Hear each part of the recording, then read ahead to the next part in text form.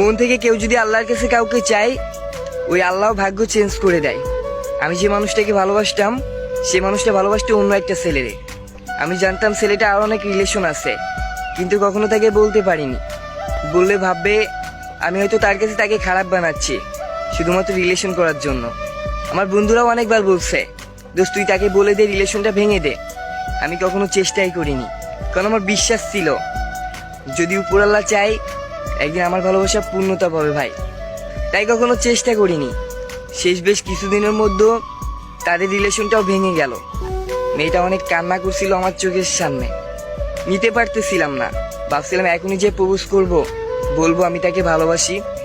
অনেকবার বলার চেষ্টা করেও পারলাম না, এই অবস্থায় বলা ঠিক হবে না।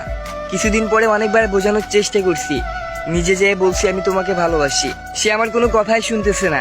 আমি তাকে অনেকবার বোঝানোর চেষ্টা করছি, তার একটাই কথা ছিল আমি আর কোনো ছেলেকে বিশ্বাস করব না।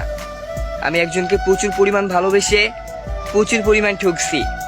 সত্যি বলতে আমার আম্মু জানতো আমি যে মেয়েটাকে পছন্দ করি, তাই আমার সম্পূর্ণ সাপোর্ট ছিল। আমি মেয়েটাকে বারবার বোঝাইছিলাম, শোনো আচ্ছা রিলেশন করার দরকার নাই, তুমি যদি চাও আমি পরিবারের মানুষকে তোমার বাসায় পাঠাই, কথা বলে আসুক, তারা বিয়ে ঠিক করে রাখুক।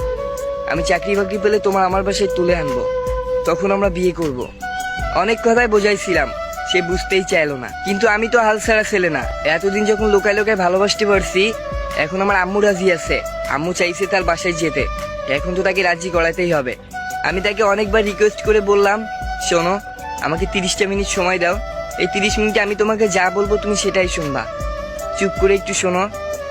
আমি তাকে বোঝাইলাম আমি আমার আম্মুকে তোমার বাসায় পাঠাবো, তোমার যদি আমাকে বিশ্বাস না হয় রিলেশন না, আমরা ডিরেক্টলি বিয়ে করব। সে সর্বশেষ আমার কথাটা বুঝলো, আমাকে বললো আচ্ছা ঠিক আছে, আমি রিলেশনে যেতে পারবো না, আর কাউকে আগে থেকে বিশ্বাস করব না। তুমি তোমার আম্মুকে পাঠাও, নাই তোমার আম্মুর কাছে কল করো, আমি তোমার আম্মুর মুখ থেকে শুনতে চাই সে আমাকে মেনে নিবে। আমি তাকে বললাম আচ্ছা ঠিক আছে।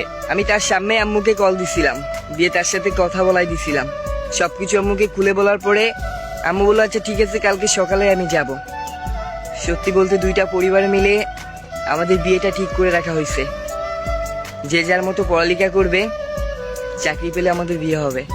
সত্যি ভালোবাসা অনেক সুন্দর যদি মন থেকে চাওয়া হয়।